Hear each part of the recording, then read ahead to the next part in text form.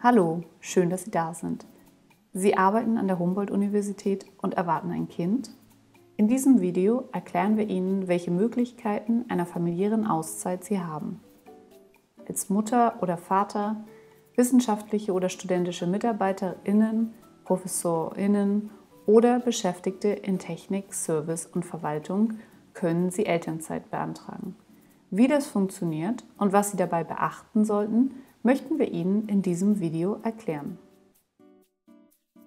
Elternzeit ist eine unbezahlte Auszeit vom Berufsleben für Mütter und Väter, die ihr Kind betreuen und erziehen.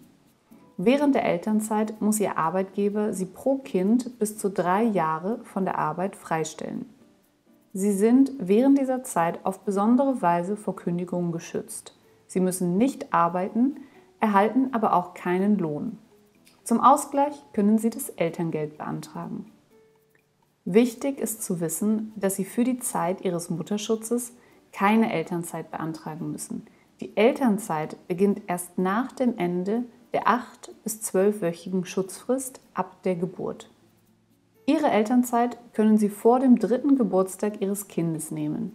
Einen Teil davon können Sie aber auch im Zeitraum zwischen dem 3. und dem 8. Geburtstag nehmen. Übrigens, jeder Elternteil kann Elternzeit nehmen. Während der Elternzeit haben Sie ein Recht auf Teilzeitarbeit. Sie dürfen bis zu 30 bzw. bei Geburten ab dem 1.9.2021 32 Stunden pro Woche arbeiten. Dabei kommt es nicht auf die einzelne Woche an, sondern auf den monatlichen Durchschnitt. Wenn die Humboldt-Universität damit einverstanden ist, können Sie während Ihrer Elternzeit auch bei einem anderen Arbeitgeber oder selbstständig in Teilzeit arbeiten. Dies müssen Sie an der HU beantragen.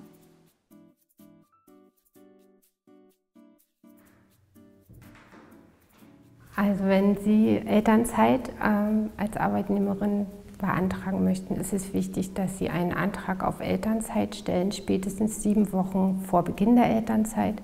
Diesen Antrag können Sie schriftlich oder digital stellen. Wichtig ist, dass Sie den einreichen über Ihren Fachvorgesetzten und die Verwaltungsleitung und dann erst zu uns.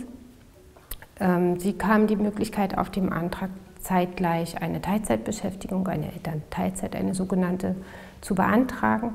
Das gilt sowohl für den Fakt, dass Sie bei uns in Teilzeit arbeiten möchten, als auch wenn Sie bei einem anderen Arbeitgeber außerhalb der HU arbeiten möchten. Wenn Sie den Antrag vor der Geburt stellen, als Vater zum Beispiel oder als Lebenspartnerin einer werdenden Mutter und möchten ab dem Geburtsdatum quasi Elternzeit nehmen, dass Sie dann einen Nachweis über den errechneten Entbindungstermin mit einreichen. Und wenn der tatsächliche Geburtstag da ist, dass dann eine Geburtsbescheinigung vom Krankenhaus eingereicht wird. Gleiches gilt dann auch für die frisch gebackene Mama. Auch die müsste, wenn sie Elternzeit beantragt, nach der Geburt eine Geburtsbescheinigung mindestens einreichen. Die Geburtsurkunden sind jeweils danach zu reichen. Dann ist noch wichtig, dass man die Elternzeit ja nicht in einem Stück nehmen muss. Man kann, aber muss nicht. Wenn Sie die in mehrere Stücke aufteilen wollen, besteht die Möglichkeit auch. Das ist abhängig, je nachdem, wann Ihr Kind auch geboren ist. Und Sie müssten im Prinzip für jeden Abschnitt, den Sie dann nehmen möchten, einen extra Antrag auf Elternzeit ausfüllen und einreichen.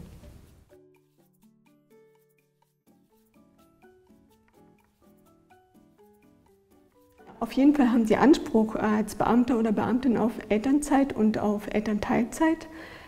Dafür gibt es sogar einen gesonderten Antrag, den Sie auf unserer Internetseite finden. Und dort ist es natürlich auch so, dass Sie hingewiesen werden auf Kleinigkeiten oder auf Besonderheiten, die Sie als Beamter oder Beamtin halt vielleicht beachten müssen. Ein Beispiel ist, dass Sie eben einen anderen Zahlungsrhythmus haben für Ihre Bezüge als beispielsweise die Angestellten, Beschäftigten bei uns und dementsprechend auch ein anderer Rhythmus bei der Zahlung des Elterngeldes beachtet werden muss und der Anzeige.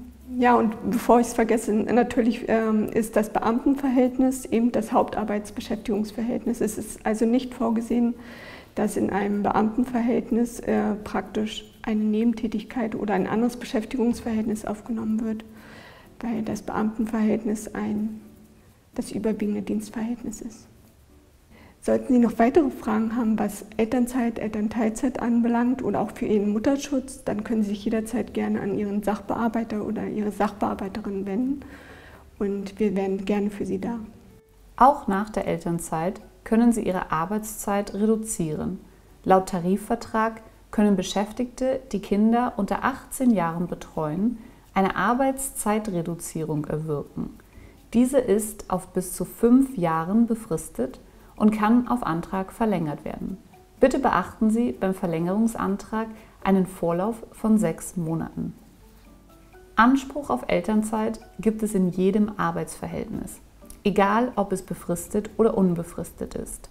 Allerdings verlängern sich befristete Arbeitsverträge durch die Elternzeit in der Regel nicht. Eine Ausnahme gibt es unter Umständen für wissenschaftliche Mitarbeiter und Mitarbeiterinnen.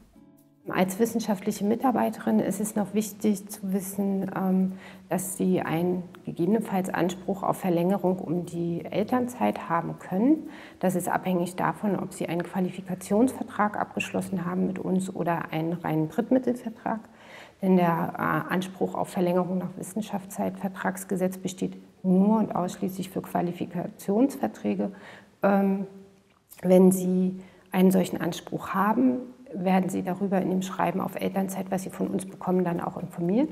Und dem ist auch die Erklärung beigefügt, ob Sie das dann in Anspruch nehmen möchten, denn das ist Ihre Wahl.